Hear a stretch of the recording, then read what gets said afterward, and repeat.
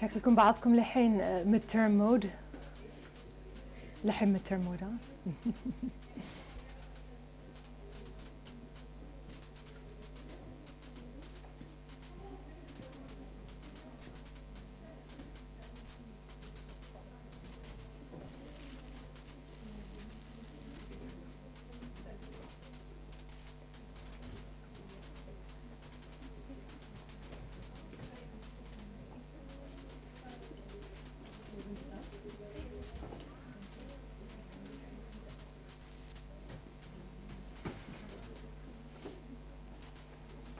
All right, good afternoon, everyone. Nice to see you again after a period of, I don't want to say a break. It's a break from the lab, but it's certainly not a break for you. I know you guys were busy studying, preparing for the midterms. Inshallah سويتوا زين. And all the best. So let me just give you an overview of what's going to happen today. Today, I'm going to go over some slides. And yes, there are many slides to go over, but a lot of it is just images. It might take longer than usual. I might take more than half an hour, but it's only because when you go downstairs to the lab, it's mostly going to be you going over some images that you will see under the microscope. So in this session, you're not really going to do any hands-on, let's say, experiments per se, but you will go through basically a lot of images under the microscopes. The objective of this lab is to be able to identify the different types of tissue that exist in your body and to look at these tissue and identify them under the microscope. But please refrain from or avoid basically playing with the microscope or the focus. I believe that they should be in focus. If you feel like that you're not able to see clearly or that the image is not focused, then please call the lab specialist. They will help you with that. Understood?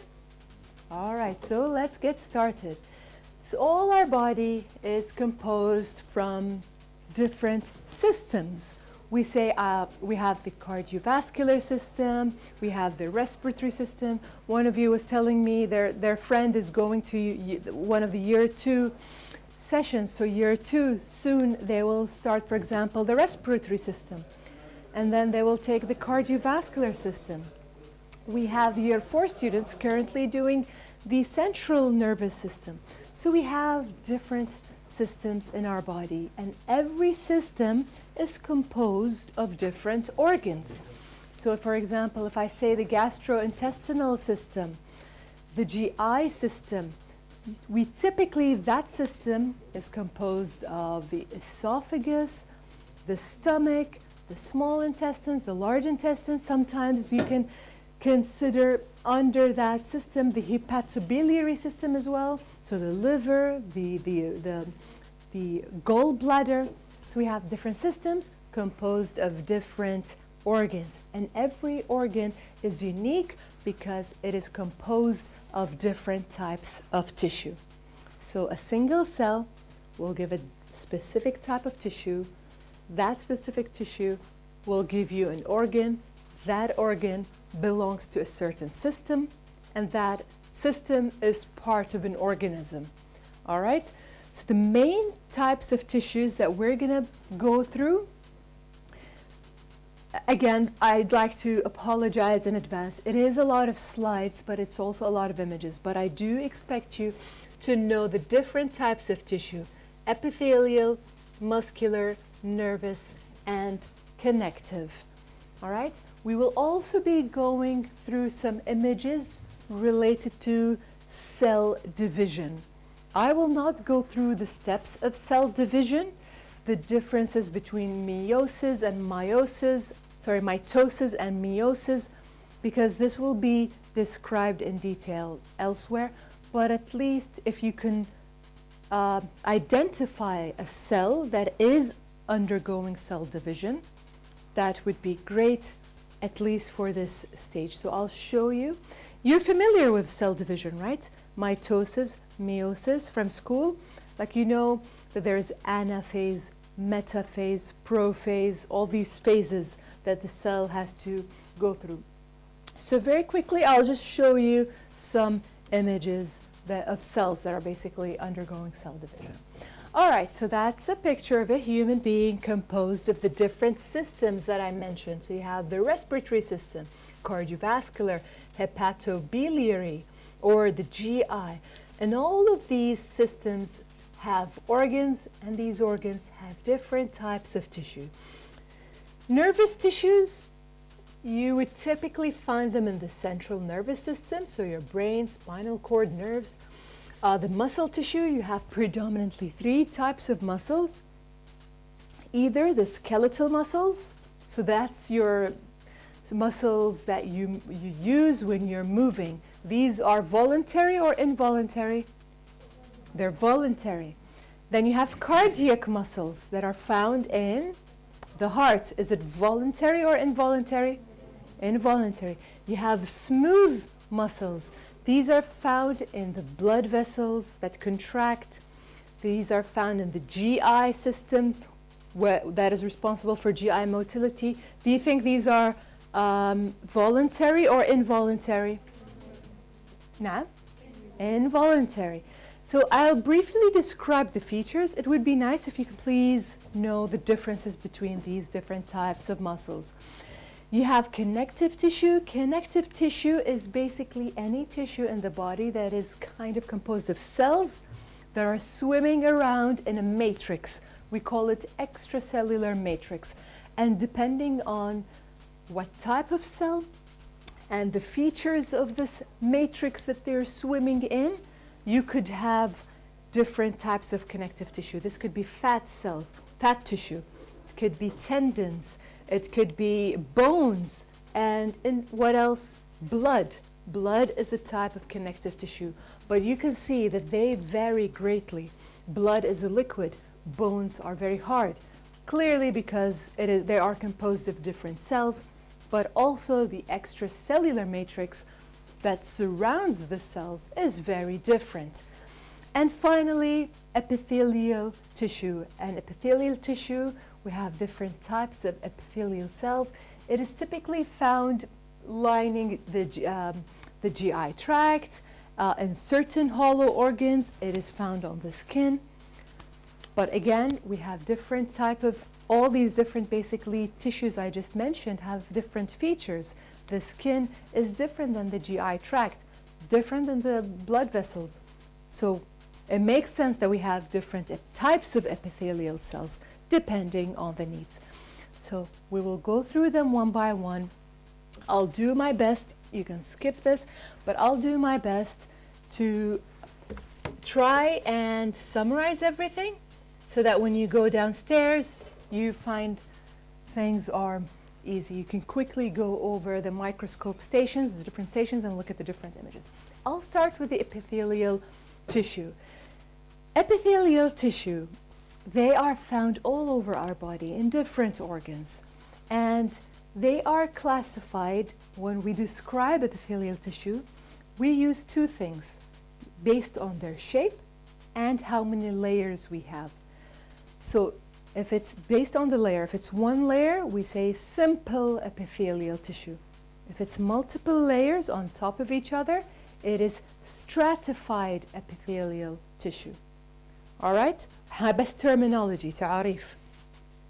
We also use another terminology when we're talking about epithelial tissue based on the shape. So there's squamous, means flat. There's cuboidal. There's columnar, that is kind of elongated.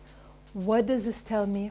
It means that when you're going over the different images of epithelial cells, when you go downstairs, or when you're reading your anatomy book or histology book later in year 2, year 3, you will often see, oh, this organ is composed of simple squamous epithelium or stratified squamous epithelium. All right? Or you may say, you may read, oh, the lungs, there is this type, or the trachea, there is simple columnar epithelium, or simple cuboidal, and the list goes on. So we use it to describe these epithelial cells. All right, and over here is the different types that you may encounter. So this is one layer on a basement membrane, one layer of flat cells. So the flat ones, we call them squamous epithelium, صح? So then this is simple squamous. This is example found in the blood vessels. Then this is one layer found on, and it's square shaped, therefore we say simple cuboidal. This is one layer, but it is columnar, so we say simple columnar. If you see any of these but in multiple layers, so more than one, so two onwards, then you will say it's stratified. And there are some variations. You could have something called pseudo-stratified. Stratified, you can have multiple layers, but if it's pseudo, it means false. It means there are some tissue that even though they're one layer, but they appear like multiple layer, we call them pseudo-stratified, and I'll show you an image in a second. Sometimes you may see epithelial cells that are not uniform. So you could have, sometimes they are flat, sometimes they are round or cuboidal in shape, and sometimes they're elongated. We call them transitional type of epithelium. And these are typically found in the bladder and the urethra and ureters, any place that needs some stretching. So when the bladder is full, it's with urine, then it stretches, the walls stretch, so then you will see that they are more flat. But as the urine exits the body, is excreted, and the bladder is evacuated, that may be more round and less flat. So this is a special type of epithelial cells known as transitional. And in addition, so قلنا نسمي الابيثيليال، أنا ابتديت بالابيثيليال لأنه هو يمكن أصعب شيء، هو اللي فيه يعني حكي وايد. Epithelial, I describe it in terms of how many layers. إذا كان one layer نسميها simple. If it's multiple layers, stratified. But I also name them based on shape. If it's flat, if it's square, if it's elongated, kind of columnar. In addition, some of these have some modifications like the following. So they could have cilia or microvilli, and that makes sense. I have the microvilli in the intestines.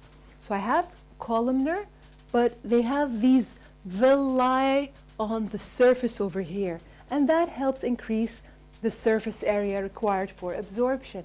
The cilia شعيرات, where do you think I can see this? In the trachea and the bronchus, so in the respiratory system, because it needs, that cilia needs to move and kick out any dust that may try to enter your lungs. So you could have these modifications. So this is how it, a simple, because it's one layer, columnar, because it's a column in shape, but it has a modification, which is cilia.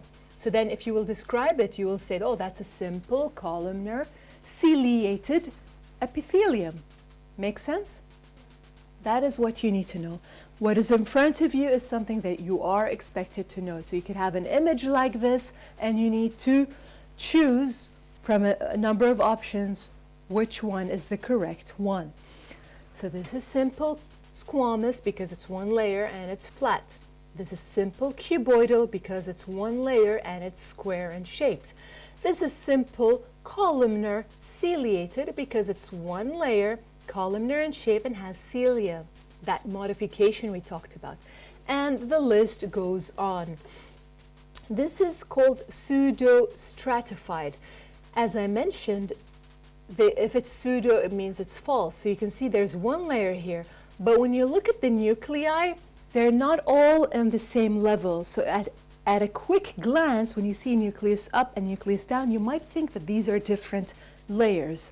But this is not a true multiple layer, but it's actually, so it's not truly stratified. It is pseudo-stratified due to the abnormal shape, or not abnormal shape, but the fact that these nuclei are not uniform. So far, so good? This is what a transitional epithelium would look like. There's multiple layers, some are flat, some are columnar, some are cuboidal. It's a mix. Where do we find it? Yeah, which is namely the bladder, ureter and urethra. Yes. Yes, this one? Yes. إيه؟ لا هاي they're both the same, but this is شوف النيوكليس 1 2 3 كلهم في صفحة واحدة. Nucleus. They are very clear that it's one layer. This one, nucleus فوق شوي تحت شوي فوق. Actually, if you look at this, you might think that this is a layer and this is the top layer. But it's not. It's actually not different layers. It's just the way that these are designed. So far, so good? All right. So this is basically the different types. I encourage you to go through them, see where they're located. Our body is very complex. It has different organs that have different functions. So it makes sense that for those who do contain epithelial cells, depending on their functions, they may have one type or another. And just an interesting information, the skin is squamous epithelium, and it's actually stratified squamous, so multiple flat cells. But that's not enough. Our skin has a layer of, let's say, dead cells, or it's called keratinized cells. So basically it's keratinized pseudo squamous, keratinized stratified squamous epithelium. شوي شوي, as you progress, you'll hear these terminologies a lot, and then now you'll know what these terminologies mean. By all means, the focus here is not really in-depth histology, but rather just introduction to, let's say, the different tissues and the different tissue types as well. You do not need to know in detail. Just have a look, maybe focus on these things that we did describe, like where would you expect the villi to be, or the cilia to be, or the transitional epithelium to be. That would be very helpful. خلصت الابithelium. Now the muscles. We have 3. Cardiac, skeletal, smooth. What I need you to know, which one are they voluntary or involuntary? Are they striated or non-striated? Okay, some of them مخططة, striated, or non-striated, and some of them are voluntary, some are not. You need to be able to distinguish between those different types of muscular tissue. They're called muscular tissue because they have these muscle fibers that have the ability to contract, and because they have the ability to contract, technically they could lead to movement taking place. And those are the different types, and we'll take them one by one. So skeletal muscles are those that are found kind of all over your body, that moves your skeletal system, your bones, your arms, your legs. The contraction is voluntary, and which means under conscious control. You can control the muscles and you can stop them from controlling them, whereas you can't do that with the heart muscle, the cardiac muscle. صح? You can't do that. You cannot ask your blood vessels to dilate or contract and constrict. You cannot do that to your bowels, right? So only skeletal muscles are voluntary, and those happen to be striated. All right, and this striation is due to the arrangement of the contractile filaments, namely actin and myosin. And what is unique about these, because of this actin and myosin, how they're arranged, you see these striation very nicely, but also you notice that the nuclei are not found in the center, but rather in the periphery. All right, so this is your myosin somewhere here, this is the actin somewhere here, and that leads to striation. And when they contract, the whole muscle will contract. You'll take this in greater detail in other lectures, but at least for me, If you see an image like this, nice and pink and striated with flat nuclei, you should be able to identify that this is a skeletal muscle. Which histopart? Yes, you do need to basically look at the images and identify them. We could have these images for you in the exam, and then we would say, is this a muscle tissue, or is it a connective tissue, or is it an epithelial tissue? We will bring very clear images, inshallah, and go through the images in the slides, but also now as you go downstairs in the lab, you'll see even more images, so that will also help you. So you are expected, remember this is a lab after all, and we try to ask things that are somewhat practical. And you will go downstairs, so please, if you have any doubt, you can simply ask, I need to see extra cardiac muscles, or I need to see some smooth muscles, and so on. This is what a smooth muscle looks like. If you notice, it's not as nice and organized as this. This is extremely nice and organized, striated. Is it voluntary or involuntary? All right. But over here, it is not as, let's say, nice looking or organized. And what is unique, you can see the nuclei, and that muscle cell is spindle shaped. So spindle shaped, الشكل المغزلي. Spindle shaped is a feature of smooth muscles. Smooth muscles do not show striation. All right? So if it's non-striated, spindle shaped, you should automatically know that this is a smooth muscle.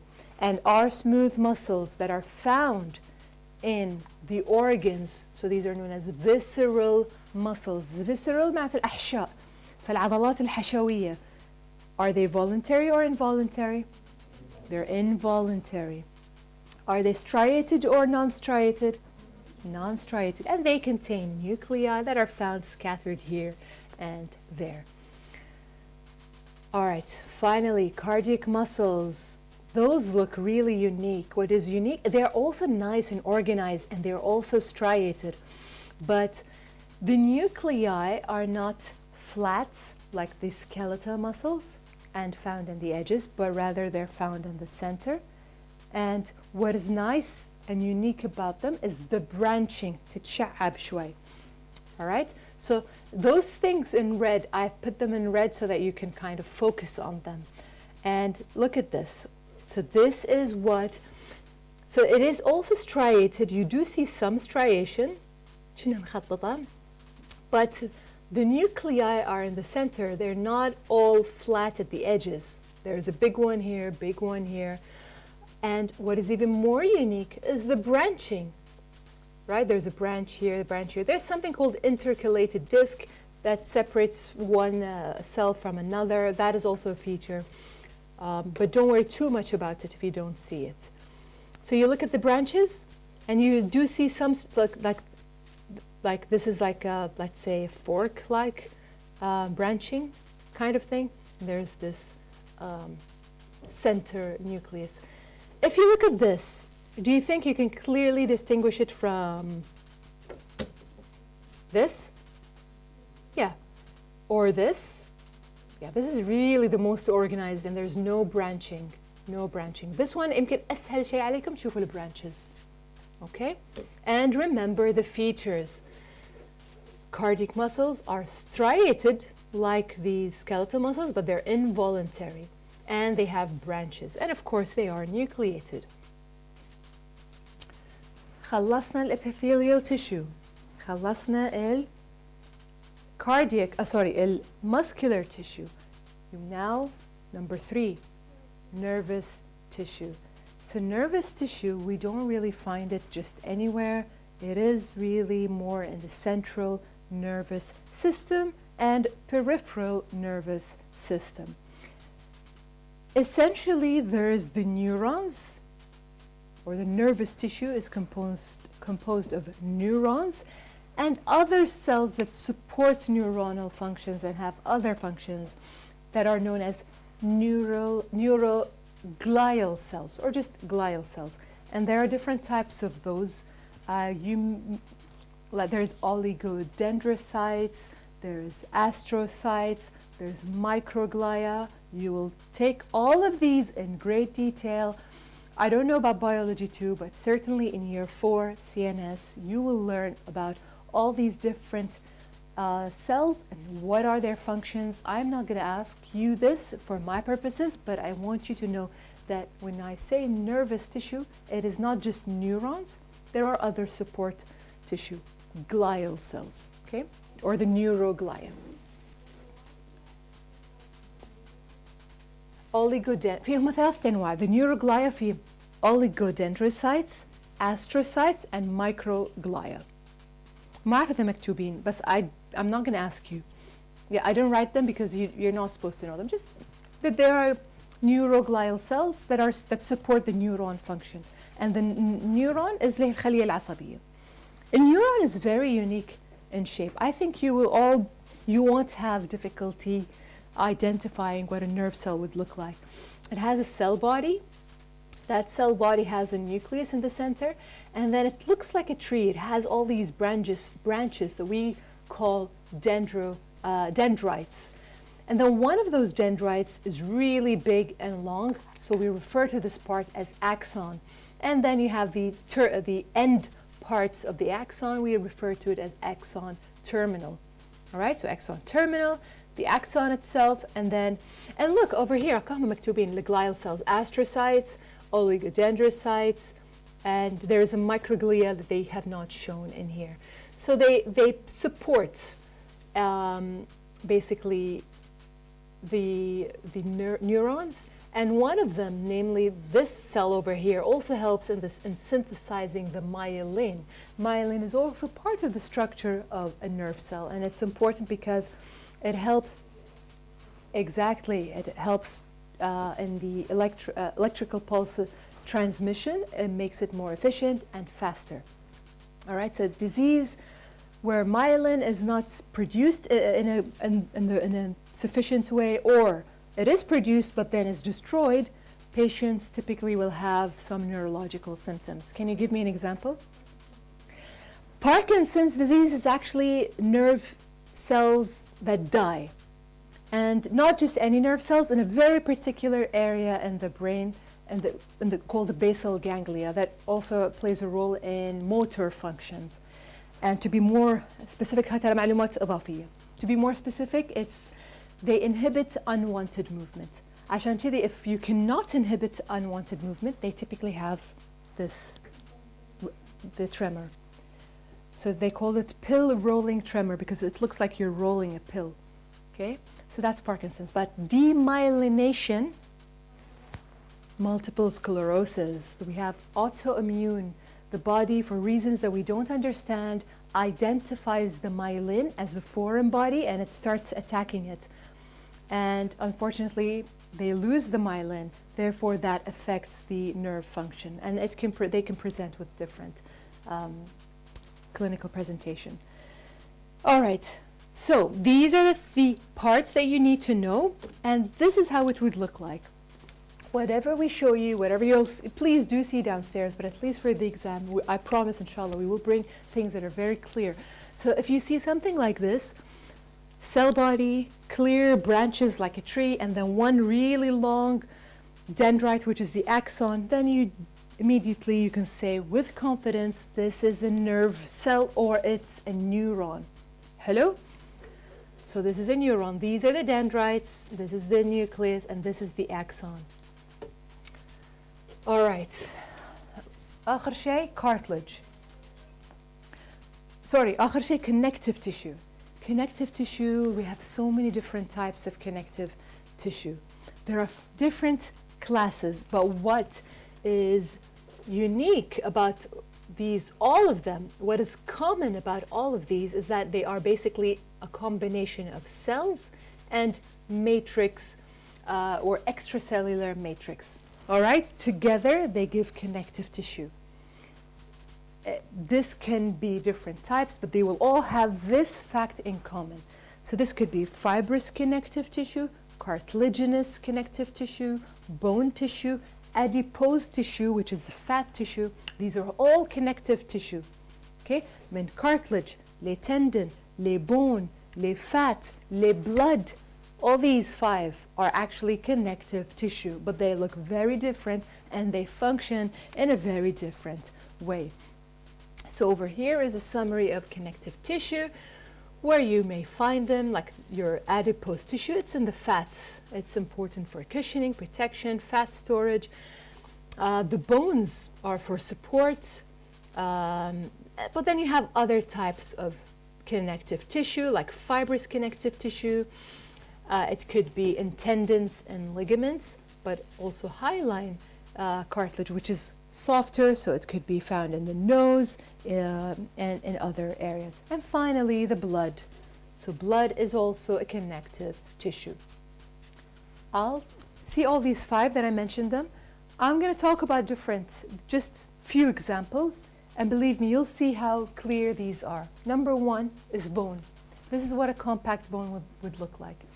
Any image you see that kind of looks like an onion, like it's concentric circles, دوائر دوائر دوائر دوائر، هذه bone. شوفوا دائرة هنية وراها دائرة وراها دائرة، وهالين cells. Okay? This is the cells embedded in a matrix. نفس الشيء. Cells, cells, cells. That's the matrix. But how do I know that this is not just any connective tissue, but this is particularly bone? Because bone looks very unique. When you go downstairs now, the minute you see bone, you'll know that this is bone. Okay? So to help you, remember these circles. It's very organized. And in a way, because it's organized, it can be compact and hard. Of course, there are other reasons because of the features of the matrix. The matrix has salts, has minerals, has calcium, phosphate, and all these things. All right. So matrix, and these are your cells, then definitely I'm talking about the connective tissue. Which type? Because of its features, this would be a compact bone.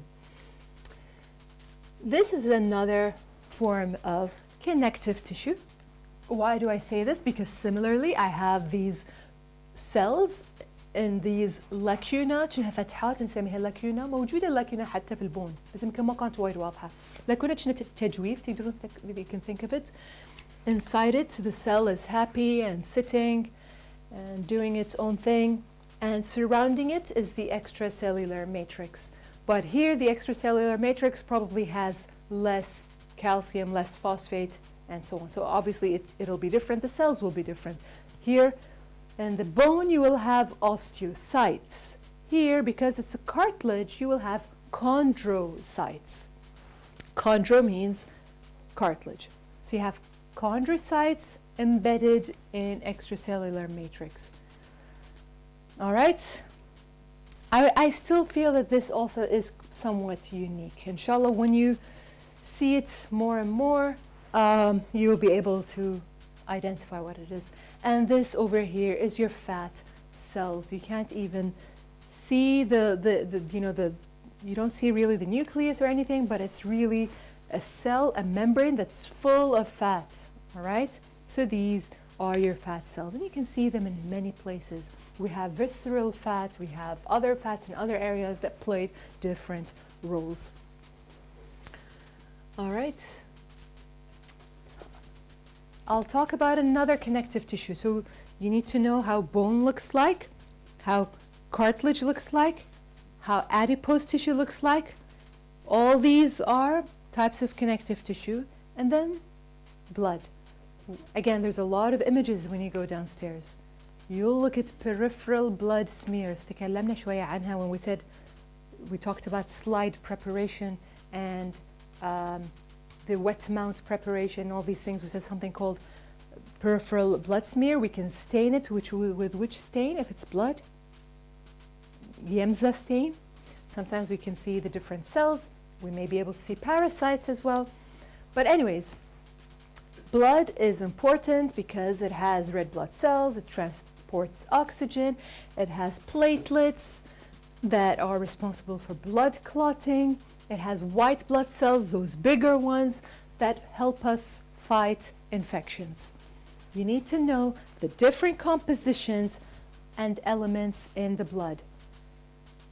And so you are expected to know them, and at least briefly you are expected to know under the microscope, is this a red blood cell? Is this a white blood cell? Is this a platelet? At least those three.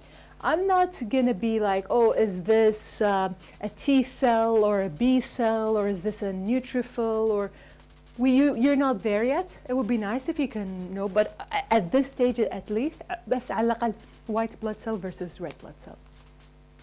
So blood is a connective tissue, correct? So it has this plasma, which is kind of like the equivalent of the extracellular the matrix, basically, and the cell component. The cell could be a red blood cell or erythrocytes, white blood cells or leukocytes, platelets or thrombocytes. Ooh, what happened? Anyways, so all right, so now let's talk about the composition. What is a plasma? Basically, if you take blood, remember when we described this in the centrifugation, difference between plasma and serum, صح? The plasma, in order, if I want to collect it, do I need to collect in a tube that has an anticoagulant or is not treated with anticoagulant, does not have anticoagulant? It has anticoagulant, excellent.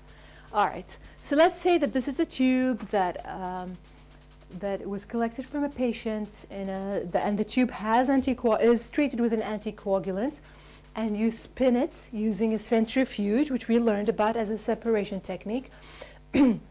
You'll have the red blood cells at the bottom, white blood cell layer or the buffy coat in the middle, and the top layer would be your plasma.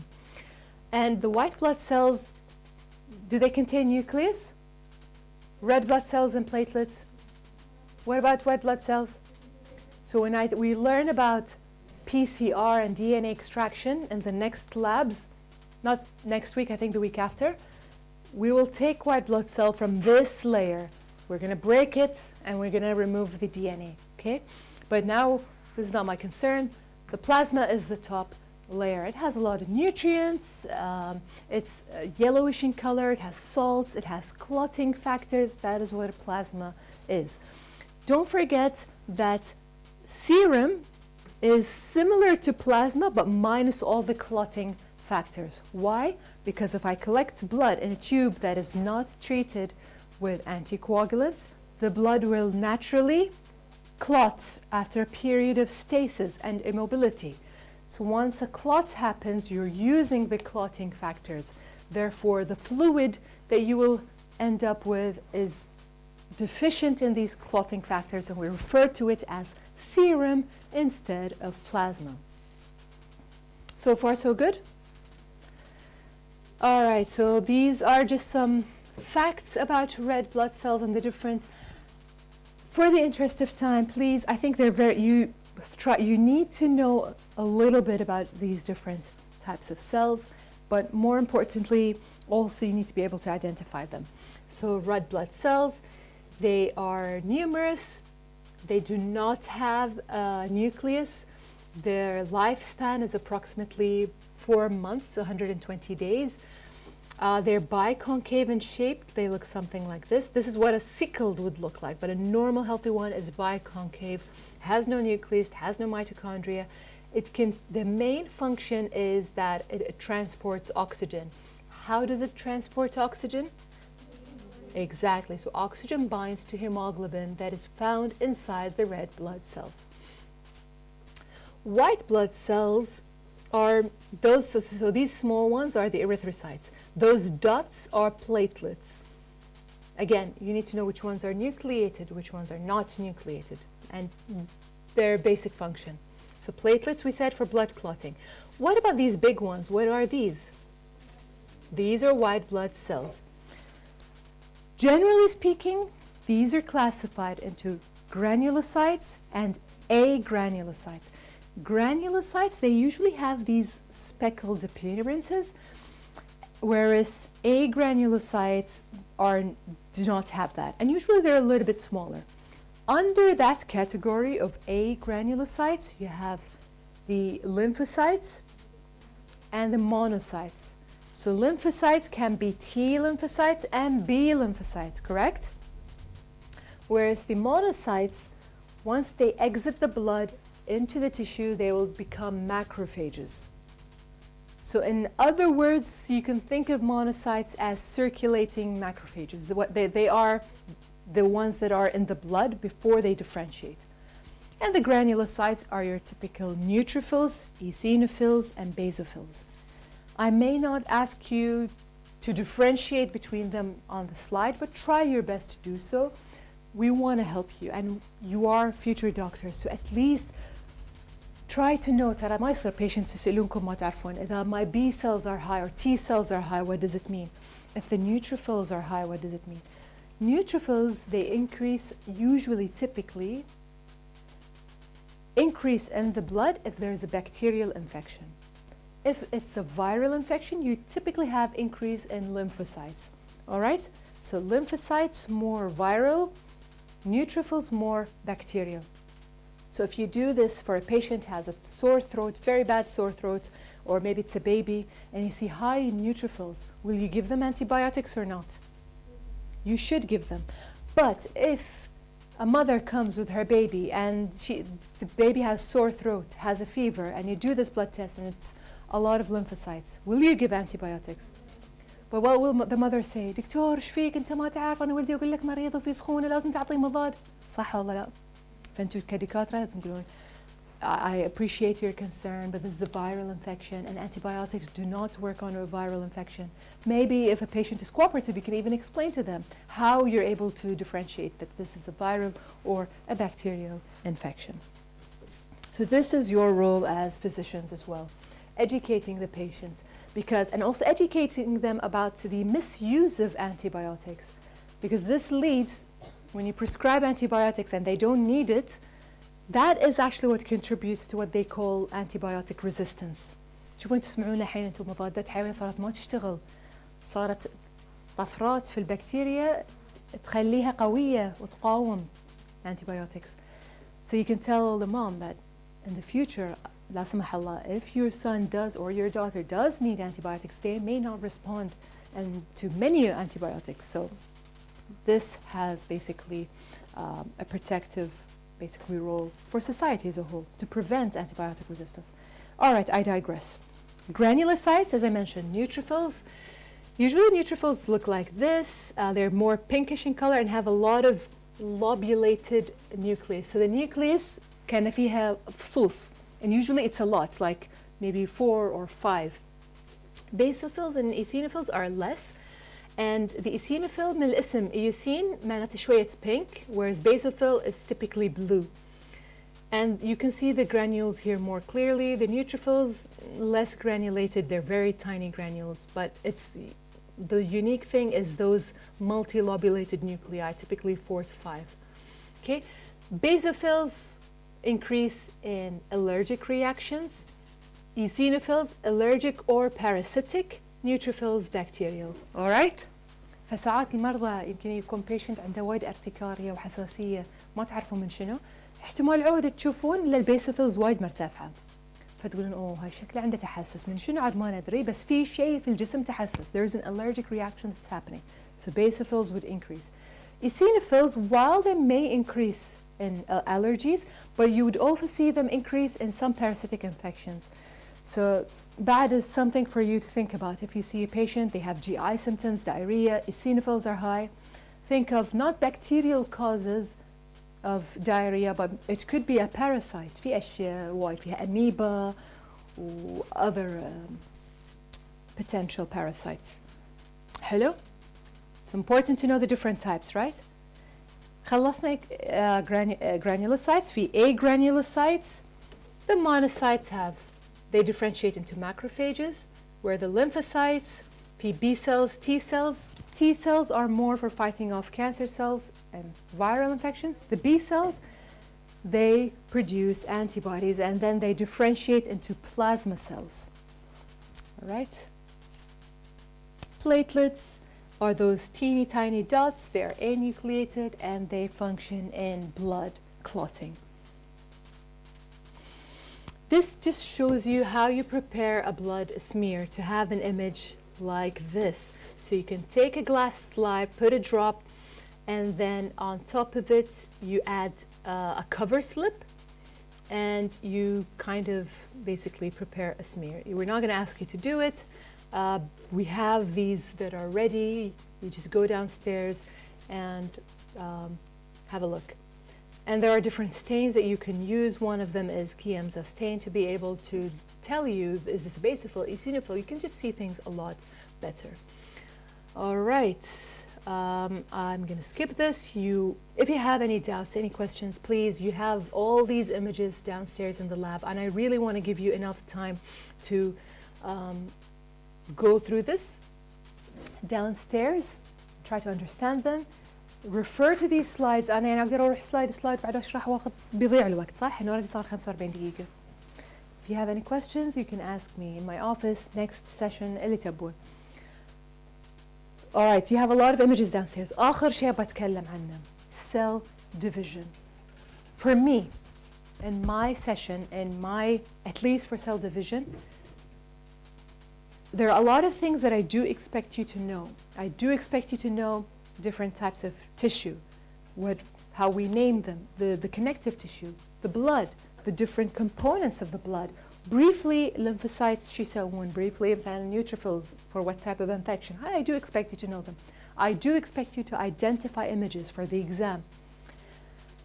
For cell division, I need you to identify what stage of cell division, but I will not ask in detail the steps involved, simply because it's a whole lecture on its own. Did you take this or not?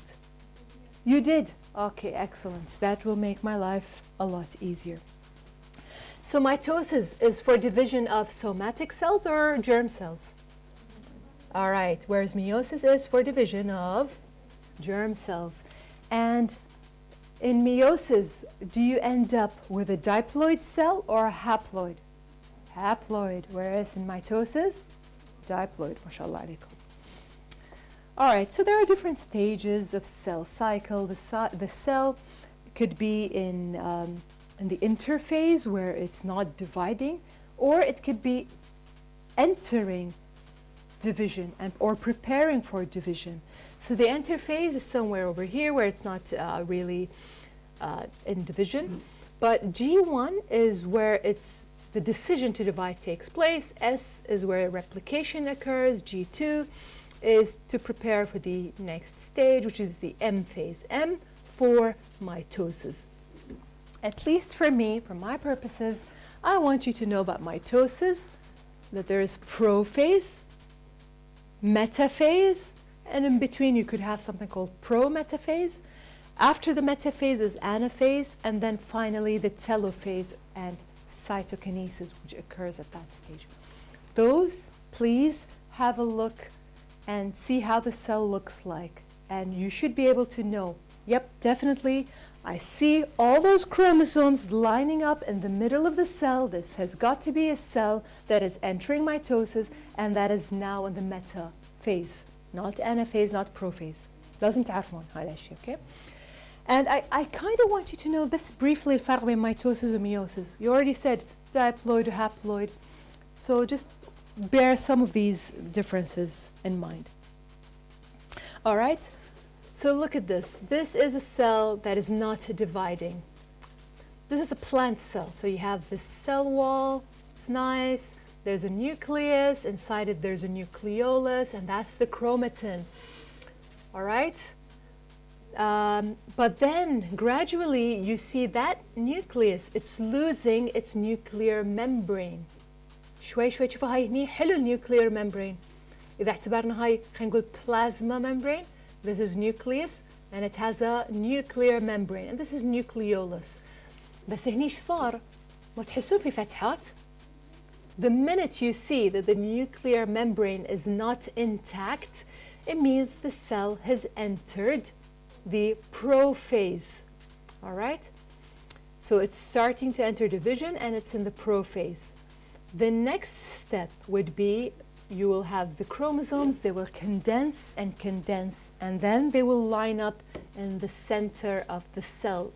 This is known as the metaphase. After they all align in the center, Now the chromosome, the duplicated chromosome, which contains two sister chromatids. Those sister chromatids will say goodbye to each other and they will separate from each other. Each will go towards a different pole. That separation is your anaphase. Hello? Finally, the last step is something called the telophase, which is after the separation. Now the plasma itself, or the proteoplasm, will divide. So the cytoplasm itself will divide. فصار الحين هاي كانت خلية واحدة، صار بينهم separation، وصارت هاي كتلة بروحها وهذه كتلة بروحها. But this is the telophase. Maybe there's another image that is clearer. This is something, again, this is prophase, this is interphase. 1, 2. Hello? This is prophase. ممكن هاي late prophase أحسن من كذي، بس there is no ما تشوفون صايرين في السنتر شلون؟ هذه الميتافيز هكا. Okay? So this is prophase, this is normal or interphase that is not dividing. This is prophase. This is late prophase. معناته إنه وضحوا أكثر الchromosomes but they're not in the center. This is metaphase. شنو ذي؟ anaphase. حلو. ترى أنا بعدل السلايدات لأن أنا ما أعرف للأسف هني شوية هاي صارت فوق ذي الصورة. بعدلهم. I'll re-upload them on Moodle. No. I'll be happy if you know. I'm not going to be لهالدرجة إن هاي late والله هاي لا صعب شوي يعني too much. If you can just know interphase, anaphase, metaphase and اللي ذكرتهم. Anaphase, telophase, metaphase, prophase, I'll be happy. And the interphase. 5 يعني. Okay? فالseparation ايش فيهم؟ هاي anaphase صح؟ انزين شوفوا هني صاير انه ايوه شوفوا هاي توهم متكونين، تو متكون السيتوبلازم هني صار انفصل عن هني وبيبتدي يتكون هني خلينا نقول cell plate. فهذه نسميه telophase. All right, telophase, metaphase, interphase, or yeah, as if it's losing the nuclear membrane, then it would be prophase, and this is the anaphase where they separate. I'll stop here. Please go, and these are just steps for you. I'm not concerned really about them because you will take them in the other courses or other classes. For us, please identify them. Thank you so much for your patience and for your attention. I hope that you find the downstairs museum thing that we have prepared very beneficial.